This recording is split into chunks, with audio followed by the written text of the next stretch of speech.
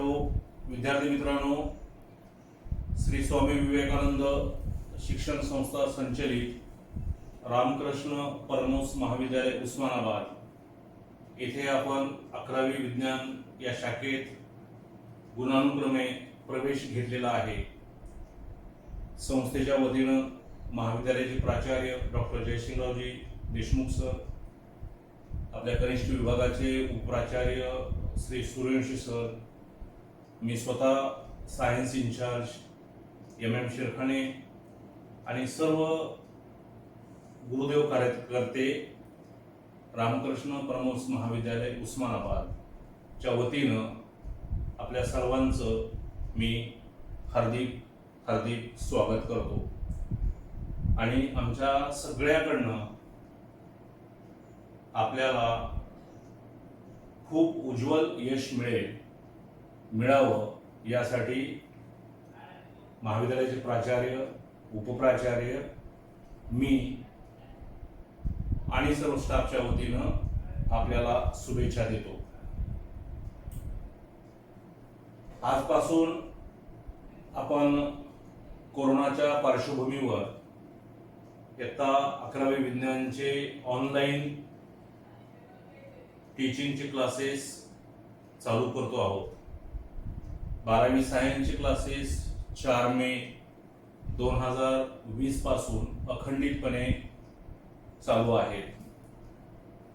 आपल्या 11वी विज्ञानचे जे तासिक आहे त्याचं रीतसर वेळापत्रक आपल्याला मिळालेलं आहे। तर त्या वेळापत्रकानुसार सोमवार ते शनिवार कसलाही खंड न पडता सगळे तास वेळापत्रकानुसार होतील। सोमवार ते शनिवार मध्ये एखादी सुट्टी आली तर त्या दिवशी तास होणार नाहीत असं समजू नका, कारण सोमवार ते शनिवार सुट्टी जरी असेल तर त्या दिवशीचं शेड्यूल जे वेळापत्रक आहे त्या पद्धतीनंच कंटिन्यू राहील। तर मी फिजिक्स हा विषय आपल्याला शिकवणार आहे। तर सगळ्यात अगोदर समजून घ्या, सायन्स म्हणजे नेमकं काय। Science is the systematic study.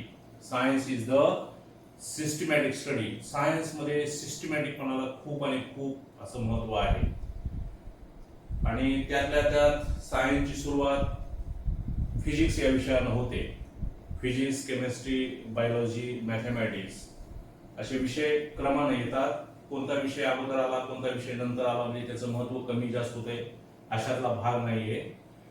पण ऑन एन ॲव्हरेज सगळ्याच विद्यार्थ्यांचा आतापर्यंतचा कानुसा घेतला तर सगळ्या विद्यार्थ्यांचं एकच मत असतं की थोडं फिजिक्स हा विषय सर काठीण्य पातळीचा आहे किंवा अवघड आहे।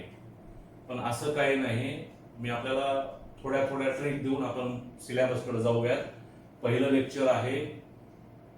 मी गप्पा छप्पा मारणाऱ्या पैकी शिक्षक नाहीये, आपल्याला ते करायचंय नाही। आपल्याला अप टू द पॉइंट सगळ्या गोष्टी शिकायच्या आहेत। तर 2-3 गोष्टी पहिलं लेक्चर असल्यामुळे मी आपल्याला सांगू इच्छितो की अवघड आणि सोपं असं काही नाहीये। जे आपल्याला येतं ते सोपं आणि जे आपल्याला येत नाही ते अवघड। त्यामुळं फिजिक्स हा विषय अजिबात अवघड नाहीये। तर फिजिक्स हे दुसरं तिसरं काही नसून हे दिमागची सिर्फ एक्झरसाइज आहे, समजून घ्या। आणि कुठलाही विषय अवघड किंवा सोपा किंवा कुठल्याही विषयामध्ये आवड निर्माण करण्याचं काम हा शिक्षक करत असतो। त्यामुळं शिक्षकावर सुद्धा खूप मोठी जबाबदारी आता येऊन पडते की आपल्या विषयामध्ये विद्यार्थ्यांची गोडी कशी वाढेल आणि काठिण्य पातळीचे विषय त्या विद्यार्थ्यांना सोपे कसे वाटायला लागतील। तर फिजिक्स म्हणजे दुसरं तिसरं काही नसून आपल्या दिमागची ती एक सिर्फ एक्झरसाइज आहे। गुणवत्ता म्हणजे 99%, 98%, 94% मार्क्स नव्हे। गुणवत्ता याचा अर्थ असा की लहान सहान गोष्टी आपण कुशलतेनं करणं, याला गुणवत्ता म्हणायचं। प्रत्येक गोष्टीमध्ये तुम्ही जीव ओतून प्रत्येक गोष्ट करा। कुठलं बी आपण ओबडधोबड करू नका। मला खूप गाडी चांगली चालवता येते, मी लक्ष देणार नाही तर अपघात ठरलेला आहे। त्यामुळं you may take the proper precautions. प्रत्येक गोष्टीमध्ये प्रिकॉशन्स घ्या प्रत्येक गोष्ट मन लावून करा. आणि एखादी गोष्ट आपण हार्डवर्क करतो आणि त्याचा रिझल्ट ज्यावेळेस आपल्याला येतो त्याचा आनंद हा काही खूप वेगळा असतो. तर गुणवत्ता म्हणजे प्रत्येक गोष्ट प्रॅक्टिकल असेल, एखादा आर्टिकल आपल्याला करायचं असेल, एखादी गोष्ट आपल्याला शिकायची असेल, एखादा लॉ शिकायचा असेल, एखादं कॅल्क्युलेशन आपल्याला करायचं असेल तर सिस्टमॅटिकपणे त्याच्यामध्ये जीव ओतून तुम्ही करा.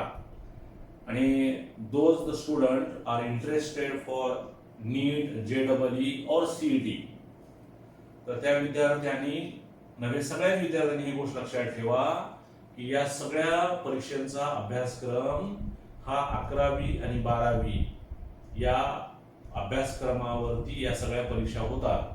फक्त 12वी वरती नाही किंवा फक्त 11वी वरती नाही. तर हा कंबाईंड सिलेबस आहे.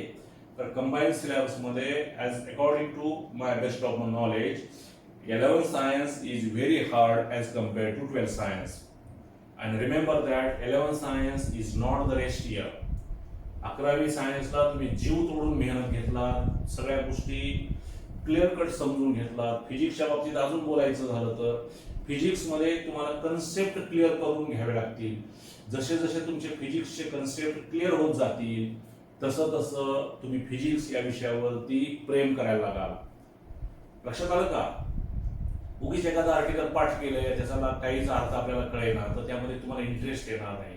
तर प्रत्येक गोष्ट समजून घ्या आणि तुम्हाला ह्या कुठल्याही कॉम्पिटेटिव्ह एक्झाम मध्ये किंवा बोर्ड एक्झाम मध्ये जर सक्सेस मिळवायचा असेल तर पहिली रेमेडी आहे you may read your text book from first line to last line very very carefully and you may understood each and every word properly.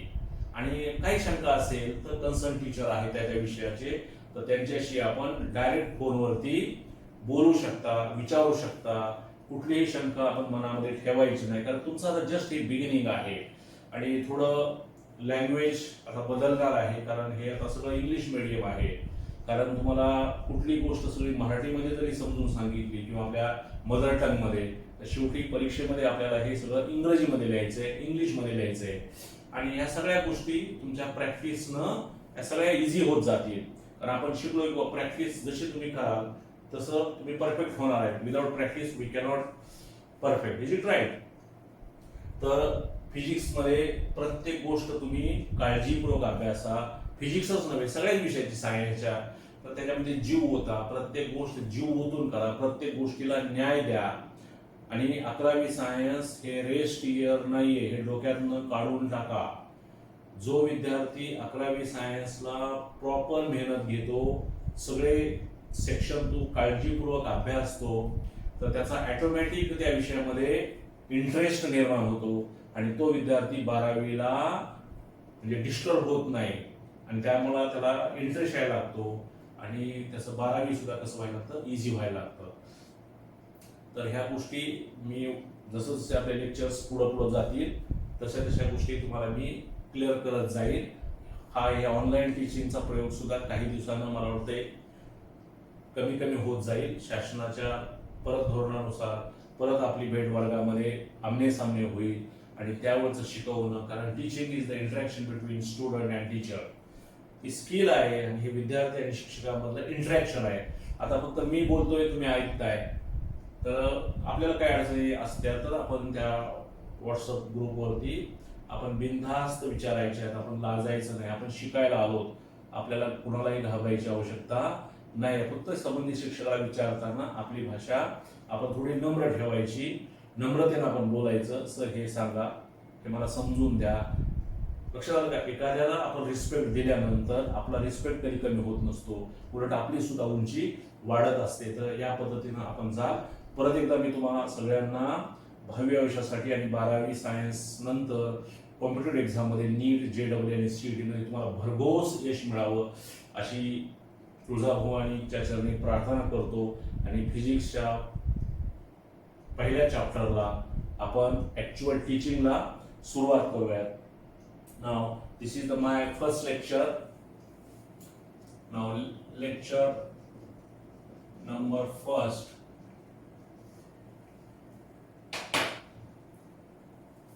Date 21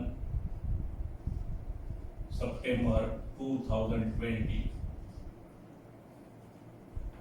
Now, name of the first chapter. Name of the first chapter.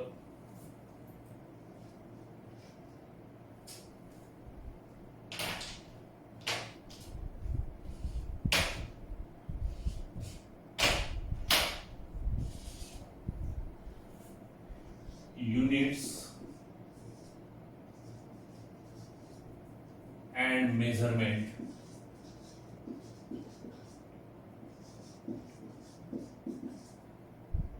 Units and measurements. Units and measurements. तर सुरुवातीला मी थोडंसं आपल्याला शिकवत असताना थोडा मराठीचा वापर जास्त करेन, पण जशी जशी तुमची आणि माझी फ्रिक्वेन्सी मॅच व्हायला लागेल, तुम्हाला प्रत्येक गोष्ट समजते असं ज्यावेळेस मला वाटायला लागेल, त्यावेळेस आपल्या दोघांचं कम्युनिकेशनची मराठी भाषा आपण थोडी थोडी कमी करून आपण परत इंग्रजीकडे भर देणार आहोत. कारण प्रत्येक गोष्ट मराठीतनं क्लिअर करणं सायन्सच्या बाबतीत इट इज हायली पॉसिबल. कारण प्रत्येक शब्द हा मराठीतून एक्सप्लेन करणं, त्याचा अर्थ तुम्हाला कळणं हे शक्य नाही. काही काही कन्सेप्ट हे तुम्हाला इंग्रजीमध्येच ॲज इट इज समजून घ्यावं लागतील. कारण it is highly possible to express each and every word in Marathi. You may understood properly in English for your better result. आणि खूप चांगले मुलं आपल्या महाविद्यालयामध्ये खूप चांगल्या टक्केवारीचे प्रवेशित झालेले आहेत. तर त्यांनी आणि सगळ्या विद्यार्थ्यांनी खूप काळजीपूर्वक ह्या सगळ्या गोष्टी सुरुवातीपासून समजून घ्या.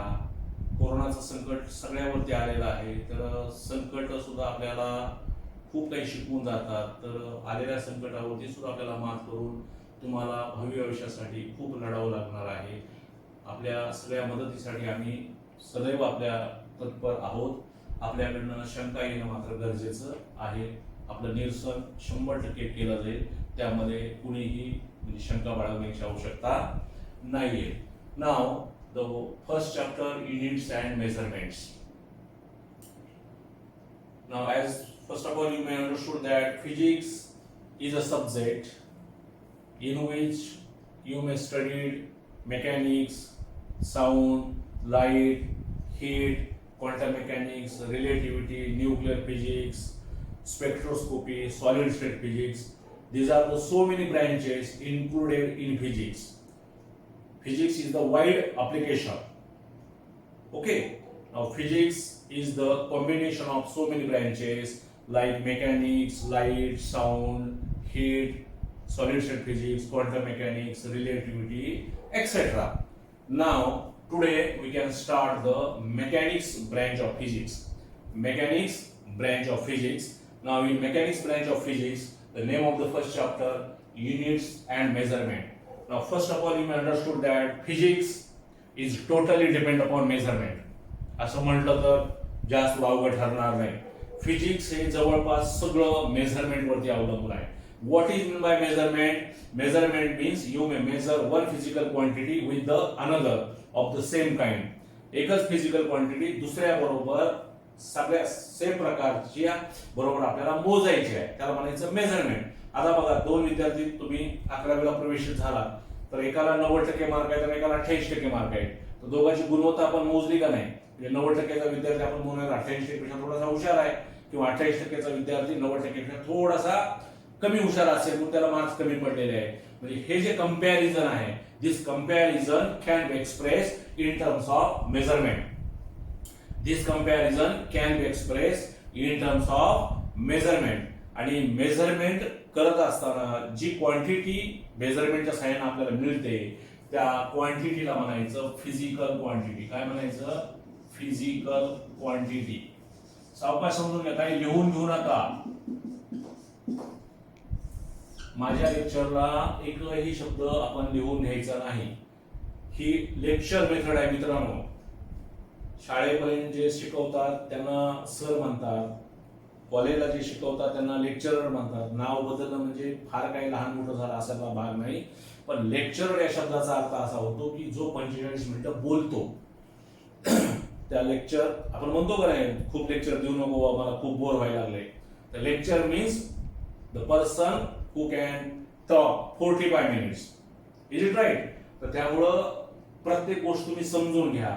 आणि युट्यूबवर माझे लेक्चर्स असल्यामुळं तुम्हाला हे कधी तुम्हाला बघता येतील, परत तुम्हाला बघता येतील, त्याचे स्क्रीनशॉट काढून तुम्हाला ते परत अभ्यासता येतील. आणि ज्यावेळेस निवांत असतात त्यावेळेस तुम्ही त्याच्यातल्या नोट्स वगैरे आपण काढू शकताय. पण लेक्चर चालू असताना जर तुम्ही काही कन्सेप्ट माझ्यासोबत लिहून घ्यायचा प्रयत्न केला तर आपलं लक्ष डायव्हर्ट होईल. आणि लक्ष डायव्हर्ट झालं की तुमची ग्रॅस्पिंग पॉवर हवी तशी तुम्हाला राहणार नाही. कारण वाहन चालवताना जर आपलं लक्ष विचलित झालं तर अपघात होतो. तर शिकवताना सुद्धा तीच पद्धत, ही लहान सहान गोष्टी आहेत. एकदा 11वीला पहिल्या तासापासून तुमच्यावर हे बंबार्डिंग झालं आणि ह्या गोष्टी क्लिअर तुम्हाला समजल्या की फार काही अडचणी येणार, टेन्शन अजिबात घ्यायचं नाही. ससा आणि कासवची गोष्ट लक्षात ठेवा. सायन्सला जो सुरुवातीला जास्त पळतो तो थकतो. Science is the continuous effort. Science मध्ये तुम्हाला कंटिन्युअस एफर्ट करायचे. एक 2 रात्र कंटिन्यू जागायचं, 4 दिवस परत उठायचंच नाही. दिस इज नॉट सायन्स. कळलं का नाही? किंवा सायन्स शिकवत असताना मी डॉक्टरचं नेहमी उदाहरण देतो, कारण डॉक्टर हे सायन्स शिकल्यानंतर होतात. तर डॉक्टर असं कधी म्हणत नाहीत किंवा ही टॅबलेट दिलेले आहेत हे सकाळी खाऊन टाक, पण 2-3 दिवस खाऊच नको. बरोबर, आपल्या सगळ्यांना माहित आहे का? डॉक्टर टॅबलेट देताना किंवा औषध देताना आपल्याला काय सांगतात? बाबा सकाळ दुपार संध्याकाळ, पुन्हा दुसऱ्या दिवशी सकाळ दुपार संध्याकाळ, किंवा सकाळी संध्याकाळी जेवण केल्यानंतर जेवण न करता, असं काहीतरी असतं की नाही? म्हणजे याच्यातनं सुद्धा आपल्याला काही शिकायला मिळतं. तर काय शिकायला मिळतं? कंटिन्युटी. असं डॉक्टर म्हणतात का हे गोळ्या सोमवारी घ्या, सोमवारनंतर गुरुवारी घ्या, गुरुवारनंतर दुसऱ्या सोमवारी घ्या, असं होत नाही. तर मित्रांनो, सगळं शिक्षण काय वर्गाच्या 4 भिंतीतच मिळतंय असं नाही. आपल्याला सगळीकडे एज्युकेशन पाहायला मिळतं. आपण त्याच्यातनं चांगलं फक्त आपण घ्यायचंय आणि आपलं करिअर आपण पुढे घेऊन जायचंय. आणि सायन्स मध्ये हार्डवर्कला शॉर्टकट अजिबात नाहीये. सायन्स मध्ये हार्डवर्कला शॉर्टकट नाहीये. तुम्हाला हार्डवर्क करावं लागेल. दुसऱ्या शाखेचा विद्यार्थी काय करतोय आणि मी पण तसंच करू म्हटलं तर त्यांचं सायन्स नाहीये. सायन्स मध्ये तुम्हाला आजच्या तासापासून प्रत्येक गोष्ट काळजीपूर्वक समजून घ्यावी लागेल. तुमच्या पर्सनल नोट्स तुम्हाला काढाव्या लागतील. रेडीमेड कुणी तुम्हाला काय दिलं असेल आणि त्याच्यावर जर तुम्ही म्हणालात मी पुढे तरी माझं यश मिळवेन, तर हा तुमचा भ्रम आहे. हा भ्रम तुम्ही अगोदर काढून टाका. तुम्हाला सेल्फ नोट्स प्रिपेअर करावे लागतील. तुम्हाला सेल्फ नोट्स काढावे लागतील. तुम्हाला सेल्फ नोट्स कधी येतील काढता? ज्यावेळेस तो भाग तुम्हाला समजलेला असेल. एक सोपं उदाहरण तुम्हाला देतो. सुरुवातीचं जरा लेक्चर असल्यामुळं मी जास्त सब्जेक्ट वरती जास्त फोकस तुम्हाला करणार नाही. थोड्या गोष्टी मी तुम्हाला नक्की सांगणार आहे. कारण पहिलं लेक्चर, पहिला दिवस कॉलेजचा, काय सरांनी शिकवलं तर हे कायम आपल्या स्मरणात राहिलं पाहिजे. तर अशा काही गोष्टी तुमच्या स्मरणात सुद्धा राहतील, त्याची सुद्धा मी काळजी घेईन. पण रेडीमेड वरती तुम्ही जाऊ नका, कारण नोट्स वगैरे देणे आणि घेणे ही पद्धत आता कालबाह्य झालेली आहे. कारण all material available in market in very good, म्हणजे कन्सेप्टफुल, खूप गुड कंडिशन मध्ये अवेलेबल आहे. तर ही लेक्चर मेथड आहे. तर ह्या लेक्चर मेथड मध्ये 45 मिनिटं 40 मिनिटं काय असेल ते लेक्चर आपण ह्या गोष्टी पूर्ण काळजीपूर्वक समजून घ्यायच्या आहे. लक्षात आलं का? आणि ससानी कासवची गोष्ट सांगितली मी तुम्हाला. सावकाश आपण जायचंय. आता तर आपली बिगिनिंग आहे. सुरुवातीलाच खूप काही करायचं नाही. मी सगळं शिकायला डोक्यावर ताण घ्यायचं नाही. टेन्शन घेतलं तर आपल्याला हाती काहीच लागणार नाही. आपलं आरोग्य पण अडचणीत येईल आणि आपणही अडचणीत येऊ. आपण सावकाश जाऊयात. खूप आपल्याकडे वेळ आहे. 2 वर्ष आपल्या हातामध्ये आहेत. आणि 11वी आणि 12वी हे बायफ्रिकेशन न करता 11वी आणि 12वी हा कंबाईन सिलेबस आहे असं समजून आपण अभ्यास करूयात. आणि नीट आणि JEE आपल्याकडनं मोठ्या प्रमाणात गुण लागतील अशा आपण अपेक्षा व्यक्त करूयात. तर the quantity which can be measured is called as physical quantity. जी क्वांटिटी मोजल्या जाते, तुम्हाला मी अगोदर सांगितलं, फिजिक्स हे दुसरं तिसरं काही नसून काय आहे? Physics is the depends upon measurement. मग मेजरमेंट म्हणलं की काय आलं? क्वांटिटी आपल्याला मोजावं लागेल का? तुमच्या दोघां मुलाचं पर्सेंटेज मी मोजलं का नाही? एकाला 90% आणि एकाला 88%. तर ते मोजल्यामुळे आपल्याला कळालं कोण हुशार आहे आणि कोण थोडासा कमी हुशार आहे. बरोबर आहे का नाही? म्हणजे मोजल्याशिवाय त्याची गुणवत्ता आपल्याला कळणार नाही. म्हणजे कशाचं ऍप्लिकेशन आहे? फिजिक्सचं.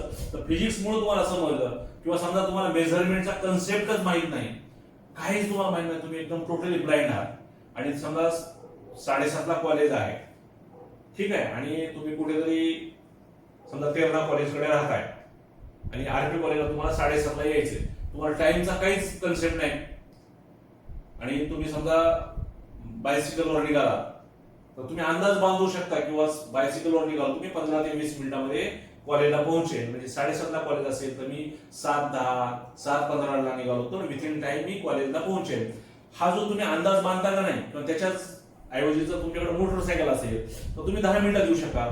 अजून दुसरा स्पीडचं कार वगैरे असेल तर अजून थोडं कमी वेळेत आल. तर हे जे गणित आहे ना, तर हे गणिताचे प्रिसाइज आन्सर कोण देतं? फिजिक्स देतं. कोण देतं? फिजिक्स देतं. लक्षात आलं का नाही? फिजिक्स मध्ये काय आहे? मेजरमेंट आहे. लक्षात आलं का? मग कशाचं मेजरमेंट आहे? त्या क्वांटिटीचं. मग ती क्वांटिटीला काय म्हणायचं? Physical quantity. The quantity which can be measured. The quantity which can be measured. The quantity which can be measured is known as physical quantity.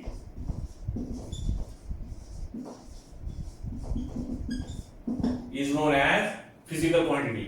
जे मोजल्या जातात, the quantity which can be measured or any measurable quantity is called as physical quantity.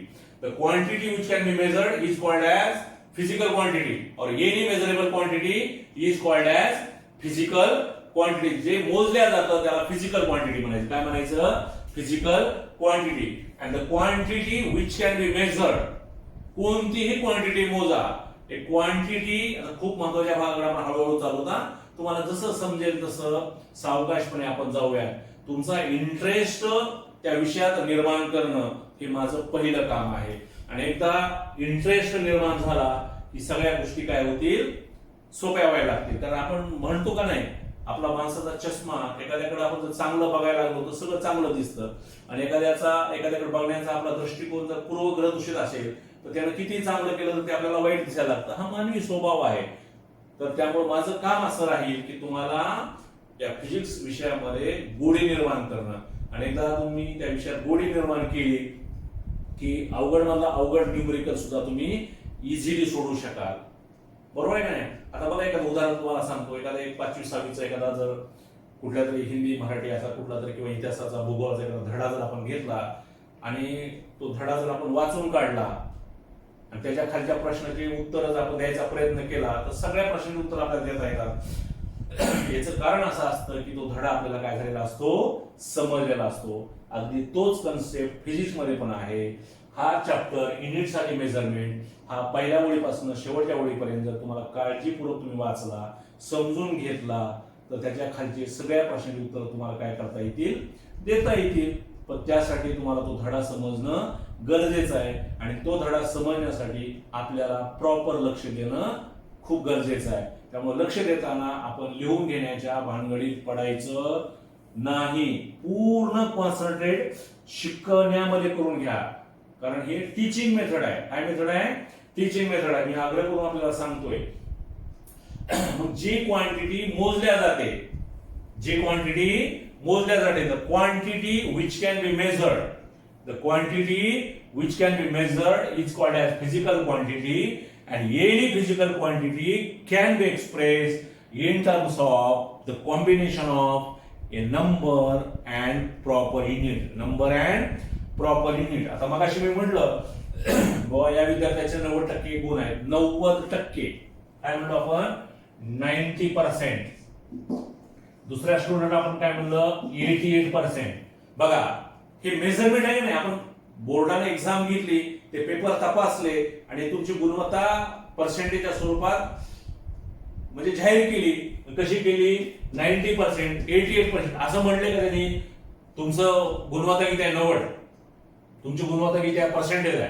तर तुम्हाला अर्थबोध होईल का? नाही. तर कुठलंही मेजरमेंट हे कशाचं कॉम्बिनेशन आहे?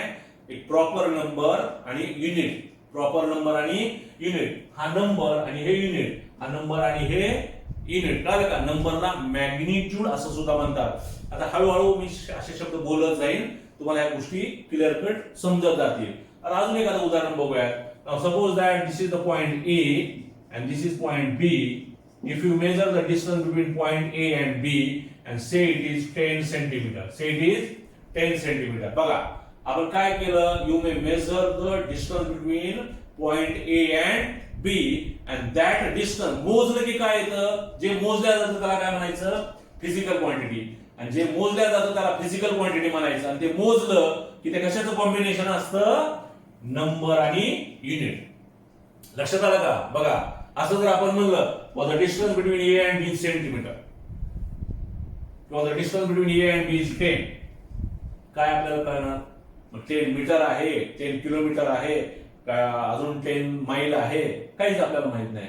म्हणजे कुठलंही मेजरमेंट हे कशाचं कॉम्बिनेशन आहे, नंबर आणि युनिट. नंबर आणि युनिट. मला वाटतं हे गोष्टी क्लिअर झाल्या तुम्हाला, नंबर आणि unit. Now another example, the distance between Usmanabad and Solapur. The distance between Usmanabad and Solapur is 65 kilometer. Approximately किती आहे, 65 किलोमीटर. बघा जे काही तुम्ही मोजाल, it is a number and unit. It is the any measurement is the combination of a number and unit. Number and unit. लक्षात आलं का?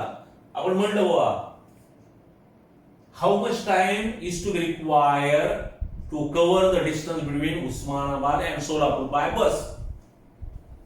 बरोबर आहे. बघा उस्मानाबाद आणि सोलापूर मधलं अंतर कव्हर करण्यासाठी बसनं आपल्याला किती वेळ लागेल, आपण काय म्हणूया 1.5 hour अप्रॉक्सिमेटली. उत्तर जरी करेक्ट नसतील तरी मला तुम्हाला कन्सेप्ट काय सांगायचं आहे की जे मोजल्या जातं त्याला फिजिकल क्वांटिटी म्हणायचं. जे मोजल्या जातं त्याला फिजिकल क्वांटिटी म्हणायचं. जे मोजल्या जातं हे दुसरं तिसरं काय नसून काय असतं, नंबर आणि युनिटचं कॉम्बिनेशन असतं. नंबर आणि युनिटचं कॉम्बिनेशन असतं. म्हणजे किती वेळ लागेल, 1.5 तास लागेल. 1.5 hour. बघा 1.5 हे काय झालं, मॅग्निट्यूड झाली, आणि हवर काय झालं, हे युनिट झालं. म्हणजे any measurement is the combination of number and unit. आपलं अजून सोपं उदाहरण घेऊयात. तुमच्या घरापासून कॉलेज पर्यंत येण्यासाठी किती वेळ लागतो, किती वेळ लागतो, काय 15 मिनिट लागतील, 20 मिनिट लागतील.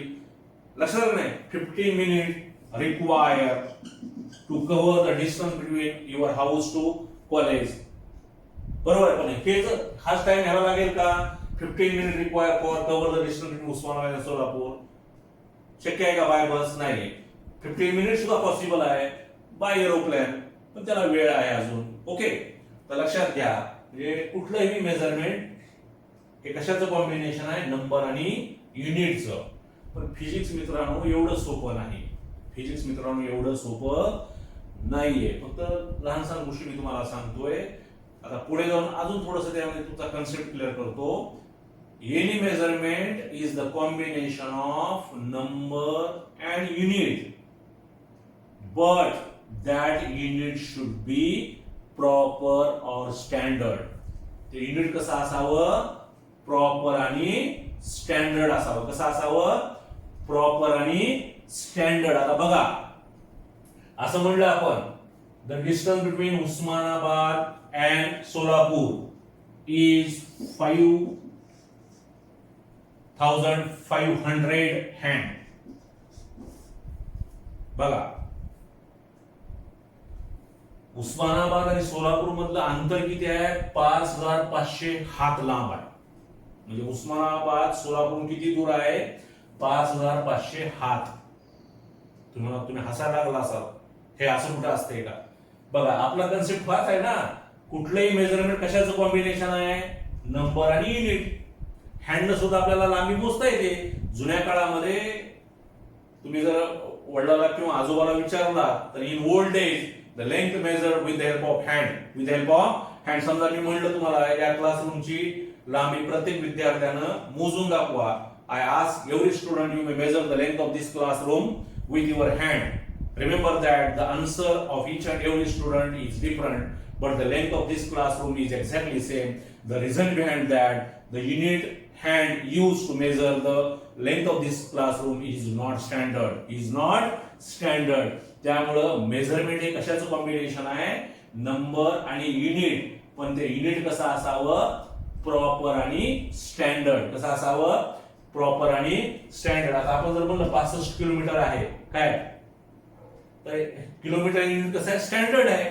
त्याला काय मी पण मोजलं तरी किलोमीटर्स होणार आहे, दुसऱ्याने मोजलं तर किलोमीटर येणार आहे. पाकिस्तानचं आपलं जमत नाही, तिकडे एखादा सायंटिस्ट आला त्याला मोजून दाखवलं तेवढंच येणार आहे. म्हणजे स्टँडर्डची व्याख्या ही पर्सन टू पर्सन चेंज होत नसते, लक्षात घ्या. Standard is always standard. ते बदलत नाही, काळानुरूप चेंज होत नाही. पण हे हँड युनिट कसं होईल, बदलेल. हाताच्या साह्याने सुद्धा लांबी मोजता येते, लक्षात आलं का. पण हे युनिट प्रॉपर असेल का, नाही. म्हणजे युनिट कसं असावं, स्टँडर्ड असावं. कसं असावं, स्टँडर्ड आणि प्रॉपर. समजा अजून एक गंमत म्हणून सांगतो तुम्हाला. The distance between A and B is 10 second असं म्हटलं तुम्ही. The distance between A and B is 10 second. आता आपला हा कन्सेप्ट बरोबर आहे नाही. कुठलंही मेजरमेंट कशाचं कॉम्बिनेशन आहे, नंबर आणि युनिट. सेकंद युनिटच आहे ना, आणि 10 मॅग्निट्यूड आहे, नंबर आहे. पण हे बरोबर आहे का, नाही. असं तुम्ही म्हणाल का नाही, सगळ्यांचं उत्तर नाही असं का, कारण second is not the proper unit to measure the distance between any two points. Is it right. Second is the unit to measure the time. Second is the unit to measure the time. लक्षात आलं का. म्हणजे बघा आता मला जर concept तुम्हाला clear समजला का मित्रांनो. कुठलंही मेजरमेंट हे कशाचं कॉम्बिनेशन आहे, नंबर आणि युनिट. पण ते युनिट कसं असावं, स्टँडर्ड असावं. कसं असावं, स्टँडर्ड. मग आता राहिला प्रश्न, स्टँडर्ड नेमकं म्हणायचं कशाला, स्टँडर्ड नेमकं म्हणायचं कशाला. बघा मी सोप्या उदाहरण देऊन तुम्हाला ह्या गोष्टी क्लिअर करतोय. आपलं लँग्वेज कोणती भाषा आहे, इट डझंट मॅटर. आपल्याला सब्जेक्ट समजणं खूप गरजेचं आहे. सब्जेक्ट समजणं आपल्याला खूप गरजेचं आहे. तर तुम्हाला 9वीला समजा 100% मार्क आहे, 8वीला 100% मार्क आहे, आणि दुर्दैवानं 10वीला तुम्हाला 80% मार्क आहे. तर तुम्ही असं कुठे दुसऱ्या गावाला किंवा उस्मानाला प्रवेश घ्यायला आल्यानंतर तुम्ही असं म्हणू शकणार नाही त्या 10वीला ज्याला 90% मार्क आहे त्याला प्रवेश देऊ नका, त्याच्यापेक्षा गुणवत्ता माझी जास्त आहे. कारण जरी 10वीला मला 80% मार्क असतील तरी मला 8वीला आणि 9वीला 100% मार्क आहे. मित्रांनो डिफरन्स लक्षात घ्या. 8वी आणि 9वीचे मार्क हे स्टँडर्ड नाहीये. कारण 8वी आणि 9वीच्या एक्झाम तुम्हाला जे शिक्षक शिकवतात तेच पेपर काढतात, तेच तपासतात, आणि जिथं ओळख येते तिथं गुणवत्ता मेंटेन होईलच हे आपल्याला खात्रीशीर सांगता येत नाही. पण 10वीच्या बाबतीत किंवा 12वीच्या बाबतीत आपल्याला काय म्हणता येतं, कारण 10वीला शिकवतात एक सर, पेपर काढणारे तिसरेच असतात, तपासणारे चौथेच असतात, मूल्यमापन वेगवेगळ्या पद्धतीवर जेव्हा होतं आणि त्याच्यातून ज्यावेळेस एखादा कॉन्क्रीट रिझल्ट बाहेर येतो तर त्या रिझल्टला आपण स्टँडर्ड म्हणतो. लक्षात आलं का. म्हणून तुमच्या 10वीचे मार्क्स आणि उद्या परवा 2 वर्षांत तुम्ही 12वीची एक्झाम देऊन तिथे पडणारे तुमचे मार्क्स हे मित्रांनो कसे असतील, स्टँडर्ड असतील. लक्षात आलं का ना. स्टँडर्डचा अर्थ समजला का तुम्हाला. स्टँडर्ड म्हणजे एखाद्याला 90% मार्क आहे तो स्टँडर्ड आहे, तर तो कुठल्याही पातळीवरती त्याचं स्टँडर्ड त्याला काय करता आलं पाहिजे, अधोरेखित करता आलं पाहिजे. नाहीतर विद्यार्थ्याला 90% मार्क आहे तर त्याला म्हणलं 4 किती, जर तो तोंडाकडे बघायला लागला तर समोरच्या माणसाचं काय होईल, किंवा तुझे मार्क्स काय, तुला मार्क्स पडले असतील पण तू काय प्रॉपर आम्हाला दिसत नाहीस. Is it right. Standard is always standard, आणि स्टँडर्ड हे एका रात्रीत एका दिवसात येण्याची गोष्ट नाहीये. त्याला तुम्हाला कंटिन्युअस एफर्ट करावे लागतील, हार्डवर्क करावं लागेल, आणि त्याच्यानंतर ती स्टँडर्ड तुमचं काय होईल, मेंटेन होईल. आणि स्टँडर्ड मिळाल्यानंतर सुद्धा ते स्टँडर्ड मेंटेन करण्यासाठी सुद्धा तुम्हाला दुप्पट कष्ट करावे लागतील. कारण उद्या तुमचा नीट थ्रू मेडिकलला नंबर लागला, तुम्ही डॉक्टर झाला, तर डॉक्टर झाल्यानंतर थांबणं गरजेचं नाही. त्या क्षेत्रामध्ये तुम्हाला नवीन नवीन संकल्पना तुम्हाला आत्मसात कराव्या लागतील, तर तुमचं नाव होईल. कारण आपण असं कधी म्हणत नाही की मला आजार आहे, मला माझं तब्येत ठीक नाही, चला आपण डॉक्टरकडे जाऊयात. मला वाटतं असा एकही माणूस भारतातला म्हणत नाही आपण डॉक्टरकडे जाऊयात. तर प्रत्येक जण असं म्हणतो आपण चांगल्या डॉक्टरकडे जाऊयात, आपण चांगल्या डॉक्टरला दाखवूयात. बरोबर आहे का नाही? What is the reason behind that, you may understood very very properly, आणि ते होण्याचा आपण प्रयत्न करूयात. आणि ते होण्यासाठी मित्रांनो 1 आणि 2 दिवस काफी नाही, तर तुम्हाला ते कंटिन्युअस एफर्ट करावे लागतील. And everything is possible in this world. Okay, but without any hard work nothing is possible.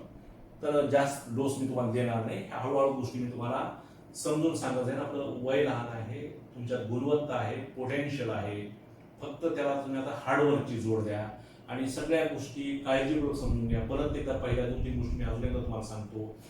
Physics दुसरं तिसरं काहीच नसून दिमागची एक्झरसाइज आहे. गुणवत्ता म्हणजे दुसरं तिसरं काही नसून लहान सहान गोष्ट कुशलतेनं करणं म्हणजे गुणवत्ता. आणि फिजिक्स या विषयावर तुम्ही प्रेम तेव्हाच करायला लागाल ज्यावेळेस प्रत्येक कन्सेप्ट तुम्हाला क्लिअर कट समजेल. समजलं मित्रांनो? ओके, तर आपल्या मुद्द्याकडे येऊया. मग स्टँडर्ड नेमकं कशाला म्हणायचं? तर स्टँडर्ड नेमकं त्याला म्हणायचं की ज्यानं ह्या कंडिशन जर हे केल्या असतील, व्हेरीफाय केल्या असतील किंवा सॅटिस्फाय केल्या असतील, तर त्या कंडिशन कोणत्या आहेत बघा. फर्स्ट कंडिशन आहे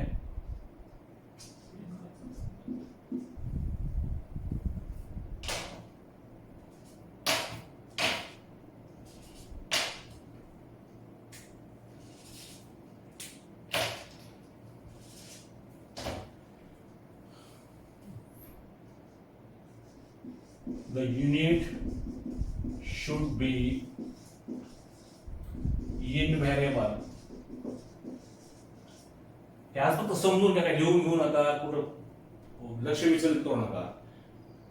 आपण काय चाललंय, आपलं फोकस कशावरती आहे? युनिटवरती आहे. चॅप्टर नाव आहे युनिट्स आणि मेजरमेंट. तर युनिट स्टँडर्ड, आपलं मेजरमेंट कशाचं कॉम्बिनेशन आहे? नंबर आणि युनिटचं, प्रॉपर युनिटचं. प्रॉपर म्हणजे कसं? स्टँडर्ड. स्टँडर्ड नेमकं कशाला म्हणायचं? The unit should be invariable. याचा अर्थ असा होतो it is does not change with place and time. ते प्लेस आणि टाइम नुसार बदलता कामा नये. नाहीतर 90% मार्क उस्मानाबादला आहे आणि लातूरला गेला 40%, मग तो स्टँडर्ड होईल का? नाही. इथं 90%, तिथे 90%. 10वीचे मार्क तुम्ही मुंबईला जा, पुण्याला जा, लातूरला जा, अमरावतीला जा, नागपूरला जा, कुठल्याही शहरात जा, त्याची गुणवत्ता, त्याची हे कसं आहे, स्टँडर्ड पातळी कशी आहे? सारखी आहे. पण पुढे जर तुम्ही नागपूरला गेला तर मी उस्मानाला अमुक शाळेतून शिकलोय आणि मला 9वीला 100% मार्क आहे, पण 10वीला मला अनावधानानं 60% मार्क पडलेले आहेत आणि मला तुम्ही प्रवेश द्या, असं होईल का? नाही होणार मित्रांनो. स्टँडर्ड मार्क कोणते आहेत? 10वीचे आहेत. स्टँडर्ड मार्क कुठले आहेत? 12वीचे आहेत. आणि ते स्टँडर्ड का आहेत याचं कारण मी तुम्हाला सांगितलं. पेपर कुठल्या तरी एक्स सरांनी काढलेला आहे, तपासलाय वाय सरांनी, शिकवलाय झेड सरांनी, परीक्षा दिल्या तुम्ही, इज इट राईट? आणि सगळे कसे आहे तुम्ही टोटली, म्हणजे कोणच समोर नाही, कुठल्या गावचा पेपर आहे, कुठल्या शाळेचा आहे, हे कोणीच कोणाला माहिती आहे. कारण बारकोड सिस्टीम आपल्याला माहिती आहे. सगळ्या गोष्टी गोपनीयतेने केल्या जातात आणि ज्यावेळेस गोपनीयतेनं गोष्टी केल्या जातात आणि त्याच्यातून जो येणारा रिझल्ट असतो हा नेहमी स्टँडर्ड असतो. युनिट कसं असावं? The unit should be invariable. Invariable याचा अर्थ काय? मी उद्याला परत हे आर्टिकल म्हणजे स्पीडनं घेणार आहे. आजच्या दिवस थोडंसं समजून घ्या, थोडंसं मी जरा इकडे तिकडे मिक्स करेन तुम्हाला, फक्त थोडा जरा पहिला दिवस आहे. The unit should be invariable. It means that it does not change with place and time. Place and time याचे उदाहरण तुम्हाला देतो. आता बघा, एक 1 kg शुगर आहे. आपण एखाद्या किराणा मालाच्या दुकानात गेलो बार्शी नाक्यावर आणि म्हणलो 1 किलो साखर द्या, तर त्या दुकानदाराने 1 किलो साखर दिला. बघा मेजरमेंट काय? मेजरमेंट कशाचं कॉम्बिनेशन आहे? नंबर आणि युनिट. नंबर आणि युनिट. आता हे युनिट स्टँडर्ड आहे का नाही बघूया. तर ही साखर आपण बार्शी नाक्यावर सकाळी 10 वाजता घेतली. आपल्याला काहीतरी काम लागलं आणि आपण नेहरू चौकामध्ये गेलो एक 11-11:30 दरम्यान, आणि तिथं परत आपल्याला शंका आली, आपण तिथल्या एखाद्या मित्राच्या दुकानामध्ये परत आपण ती साखर मोजली, तर किती आली? परत 1 किलो झाली.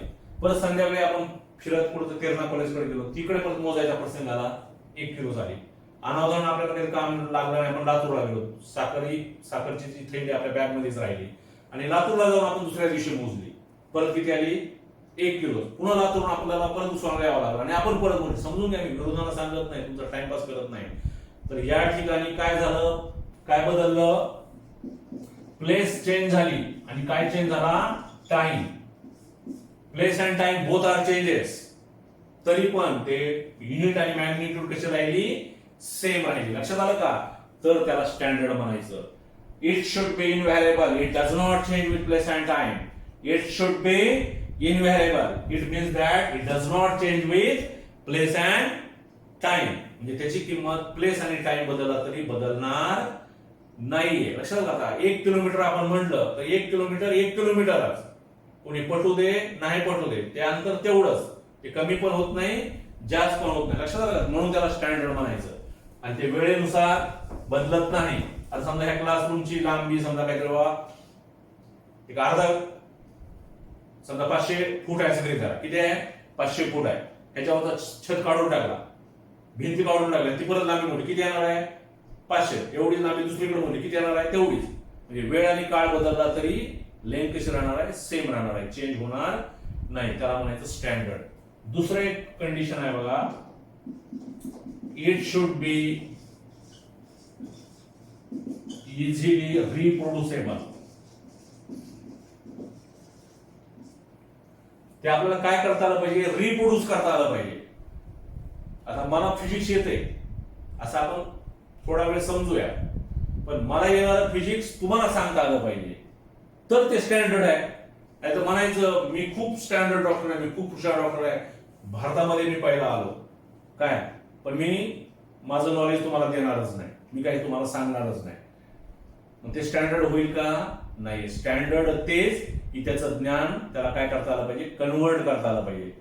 एखाद्या जिल्ह्याच्या ठिकाणी IAS अधिकारी नेमतात कलेक्टर म्हणून. तर का कलेक्टर जिल्ह्याचे प्रमुख असतात? कारण ते जे IAS एक्झाम देऊन तिथं कलेक्टर होतात, की ते हुशार असतात, त्यांच्याकडे नॉलेज असतं, तर कुठल्याही सिच्युएशनला ते फेस करू शकतात असा गव्हर्नमेंटला विश्वास पडतो. लक्षात आलं का? म्हणजे त्यांच्या नॉलेजचा उपयोग करून त्या जिल्ह्यावर येणारं जे काही संकट असेल, चांगलं वाईट, त्याचं निराकरण ही व्यक्ती चांगल्या पद्धतीने करू शकेल. लक्षात आलं का? म्हणून त्याला स्टँडर्ड म्हणायचं. स्टँडर्ड तेच की ते कन्वर्ट करता आलं पाहिजे. आता युनिटच्या संदर्भात जर आपल्याला बोलायचं झालं तर एका सिस्टीम मधून दुसऱ्या सिस्टीम मध्ये युनिट आपल्याला काय करता आलं पाहिजे? कन्वर्ट करता आलं पाहिजे. Unit should be converted one system into another. आता आपल्याला माहित आहे बघा, समजा 1 किलोमीटर आहे तर आपल्याला म्हणता येतं 1000 मीटर. तर ते स्टँडर्ड कन्वर्टच होत नसेल तर काय उपयोग आहे? जसं 1 किलोग्रॅम बरोबर 1000 ग्रॅम, 1 मीटर बरोबर 100 सेंटीमीटर. कन्वर्ट करता येतं का नाही? ते आपल्याला कन्व्हर्शन जमलं पाहिजे. काय जमलं पाहिजे? कन्व्हर्शन. तर स्टँडर्ड माणूस कुठल्याही परिस्थितीमध्ये त्याचं नॉलेज त्याला काय करता आलं पाहिजे? कन्वर्ट करता आलं पाहिजे. व त्या वेळेस त्याला तो निर्णय घेता आला पाहिजे. आता एखादा फिजिक्स मध्ये न्यूमेरिकल टाकलेला आहे CET ला किंवा NEET ला किंवा JEE ला, तर तुम्हाला ते न्यूमेरिकल पटकन सुटलं पाहिजे. तर ते तुम्हाला सुटेल केव्हा? जर तुम्ही स्टँडर्ड असाल तर, म्हणजे तुम्ही त्याचे कन्सेप्ट जर क्लिअर समजून घेतले असतील तरच त्याला स्टँडर्ड म्हणायचं. आता तुमचं न्यूमेरिकल जर सुटत नसेल तर मग तुम्ही स्टँडर्ड आहात का? नाही. हा सोपा प्रश्न आहे. मी फिजिक्स शिकवतोय, तुम्हाला काहीच कळत नसेल तर मी स्टँडर्ड आहे का? नाही. तुम्ही म्हणायची गरज नाही, आपण स्वतःहून समजून घ्यायचं. Easy track. कारण आपण सगळ्या जगाला पोचू शकतो, आपण आपल्या स्वतःला कधी पोचू शकत नाही. ठीक आहे. तर या पद्धतीनं इट शुड बी इझिली रिप्रोड्युसेबल, म्हणजे त्याचं नॉलेज त्याला कन्वर्ट करता आलं पाहिजे. युनिटच्या संदर्भात सुद्धा युनिट एका सिस्टीम मधून दुसऱ्या सिस्टीम मध्ये काय करता आलं पाहिजे? कन्वर्ट करता आलं पाहिजे. तिसरा मुद्दा आहे युनिव्हर्सली ऍक्सेप्टेड. उद्या मी डिटेल घेतो, आज फक्त म्हणजे आज पहिल्या तासाला एवढं तरी तुम्हाला कळालं पाहिजे, किंवा जे मोजता येतं त्याला फिजिकल क्वांटिटी म्हणायचं. मोजलं की ते काय येतं? नंबर आणि युनिट. पण नुसतं नंबर आणि युनिट चालत नाही, तर युनिट कसं असावं? स्टँडर्ड असावं. स्टँडर्ड कशाला म्हणायचं? ते इनव्हॅरिएबल असावं, म्हणजे ते प्लेस अँड टाइम नुसार बदलू नये. ते रिप्रोड्युसेबल असावं, म्हणजे एका सिस्टीम मधून दुसऱ्या सिस्टीम मध्ये ते काय करता आलं पाहिजे? कन्वर्ट करता आलं पाहिजे. तिसरा मुद्दा आहे ते युनिव्हर्सली ऍक्सेप्टेड झालं पाहिजे. ते नॉलेज, ते स्टँडर्डपणा जगानं स्वीकारला पाहिजे. मी उस्मानमध्येच हुशार आहे म्हणून कसं जमेल? लक्षात आलं नाही? मी शिकवलेलं फिजिक्स लातूरच्या माणसाला कळालं पाहिजे, औरंगाबादच्या माणसाला कळालं पाहिजे, किंवा मी शिकवलेलं बरोबर आहे हे सगळ्यांना पटलं पाहिजे. सगळ्या जगानं ते काय केलं पाहिजे? स्वीकारलं पाहिजे. जेव्हा लेंथ 1 किलोमीटर बरोबर 1000 मीटर हे जसं भारतामध्ये बरोबर आहे, तसं आपलं पाकिस्तानचं कितीही पटू दे नाही पटू दे, आता हल्ली चायनाचं आपलंही पटत नाही, ह्या जनरल नॉलेजची सुद्धा आपण अपग्रेड राहिलं पाहिजे. करंट अफेअर्सची नेमकं कुठे काय चाललंय आपल्याला कळालं पाहिजे. नाही तर आपल्याकडे असे काही विद्यार्थी असतात की पुस्तक एका पुस्तक महाराष्ट्राचे मुख्यमंत्री कोण, तर परत जुने कुठेतरी नावं घेतात. तर आपलं नॉलेज आपल्याला अपग्रेड करता आलं पाहिजे. आणि या अनुषंगाने अजून एक तुम्हाला पहिलं लेक्चर म्हणून गोष्ट सांगतो की न्यूजपेपर वगैरे आपण वाचत चला, त्याला 5-10 मिनिटं वेळ लागतो, पण सहज वाचलं तरी आपल्याला जनरल नॉलेजचा अभ्यास कधी करायचा नसतो. इझिली आपण त्या गोष्टी आत्मसात करत जाऊ शकतो किंवा नेमकं कुठे काय चाललंय. आणि खूप क्विजचे टीव्हीवरती पण प्रोग्राम असतात, कोण बनेगा करोडपती. मला काय त्याची जाहिरात करायची नाही, पण एका तासामध्ये जर तुमच्या स्टँडर्ड असेल तर तुम्ही 5-7 कोटी रुपये सुद्धा कमवू शकताय. आणि इकडे जर नोकरी करून तुम्हाला कमवायची म्हणजे 2-4 जन्म घ्यावे लागतील. एक गुणवत्तेला सलाम करणारी ही दुनिया आहे. आणि मी वारंवार आपल्याला सांगतो, हे एकदा तुझ्यावर बंबार्डिंग करून देतो की गुणवत्ता एका रात्रीत येणारी गोष्ट नाहीये, त्याला खूप तुम्हाला हार्डवर्क करावं लागेल. आणि हार्डवर्क केल्यानंतर ह्या सगळ्या गोष्टी आपल्याला इझिली जाऊ शकतात. तर बघा, ते जगानं काय केलं पाहिजे, स्वीकारलं पाहिजे. 1 किलोमीटर बरोबर 1000 मीटर.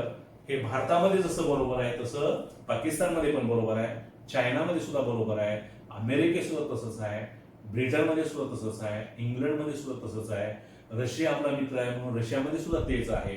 लक्षात आलं का? मग त्याला म्हणायचं स्टँडर्ड. आणि याची अजून एक तुम्हाला कन्सेप्ट देतो, कारण भारतातले जे टॅलेंटेड मुलं असतात ते बाहेरच्या देशात जातात, बाहेरच्या देशातले कोण आपल्याकडे येतात.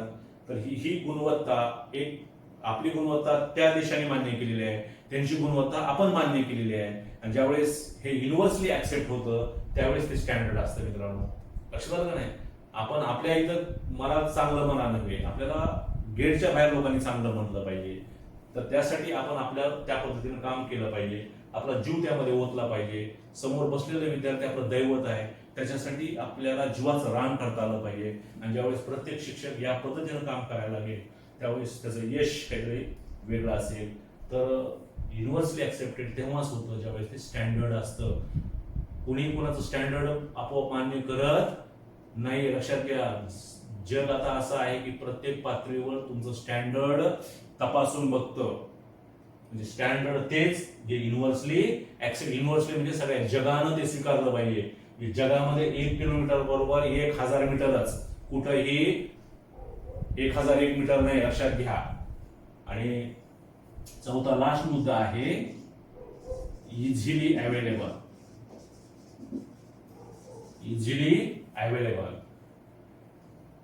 युनिट प्लेस आणि टाइम नुसार बदलत नाही, ते एका सिस्टीम मधून दुसऱ्या सिस्टीम मध्ये कन्वर्ट करता येतं. ते संपूर्ण जगानं स्वीकारले, पण ते उपलब्धच नाही. आता सध्या कोरोनाची महामारी चालू आहे, त्याची लस सध्या उपलब्धच नाही. लक्षात आलं नाही? मग ते स्टँडर्ड होईल का? जी काय म्हणतात लस येईल त्यावेळेस येईल. तर ते अवेलेबल झाल्याशिवाय स्टँडर्ड नाहीये. ते कसं झालं पाहिजे, इझिली अवेलेबल. समजा एखादा शिक्षक खूप छान शिकवतो, खूप त्यांचं समजतं, पण ते कधी तासच घेत नाही किंवा ते महाविद्यालयात थांबतच नाही किंवा त्यांचा विद्यार्थ्यांचं इंटरॅक्शन होत नाही. ते अवेलेबल जर होत नसतील तर त्यांना स्टँडर्ड म्हणायचं का? काही आवश्यकता नाही. किंवा एखाद्या डॉक्टरला स्टँडर्ड म्हणता येईल का? जर ते बोर्ड लिहिलंय दवाखान्यापुढे 24 hours अवेलेबल आणि सतत लॉक आहे, तर ते डॉक्टर स्टँडर्ड होतील का? नाही. समजून घ्या, हे आपण युनिटच्या संदर्भात शिकतोय, पण तुम्हाला हे उदाहरणं देऊन या गोष्टी तुम्हाला मी क्लिअर करतोय. आता परत एकदा आपण इथे थांबूया. तत्पूर्वी जरा समराईज करतो जे मुद्दे आपल्या सब्जेक्टशी रिलेटेड आहेत, त्याच्यावर एकदा फोकस करतो. फिजिक्स दुसरं तिसरं काय नसून, physics is totally depend upon measurement. And what is meant by measurement? Measurement means you may measure one physical quantity with the another physical quantity of the same kind. याचा अर्थ कसा? तुमची दोघांची गुणवत्ता मोजली आहे, दोघे 10वी पास झाला म्हणून गुणवत्ता मोजली असं नाही. एकाची 10वीला 90% मार्क आहे, 12वीला 80% मार्क आहे. असं तुम्ही म्हणाल ना 10वीचा 90% ते 12वी पेक्षा हुशार आहे. नाही, दोघांचं गुणवत्ता कधी मोजायची? सेम काइंड असेल तर. आणि कुठले फिजिकल क्वांटिटी जे मोजल्या जातं त्याला फिजिकल क्वांटिटी म्हणायचं. मोजलं की काय येणार? नंबर आणि युनिट. पण ते युनिट कसं असावं? प्रॉपर किंवा स्टँडर्ड. मग राहिला प्रश्न, स्टँडर्ड कशाला म्हणायचं? तर ते इनव्हेरिएबल असावं, प्लेस आणि टाइम सोबत बदलू नये. ते इझिली रिप्रोड्यूस करता आलं पाहिजे एका सिस्टीम मधून दुसऱ्या सिस्टीम मध्ये. ते संपूर्ण जगानं स्वीकारलं पाहिजे आणि ते इझिली अवेलेबल पण झालं पाहिजे. And the standard used for measurement of a physical quantity, that is called as unit. जे स्टँडर्ड फिजिकल क्वांटिटी मोजण्यासाठी उपयोगात आणलं जातं त्याला म्हणायचं unit. The standard use for measurement of a physical quantity is called as unit. Thank you students. आपण आज इथे थांबूया. उद्या परत माझं लेक्चर 8 वाजता आहे आणि हा भाग परत थोडासा समराइज करून आपण पुढच्या महत्वाच्या आर्टिकलकडे जाऊया. Thanks. Very very nice day.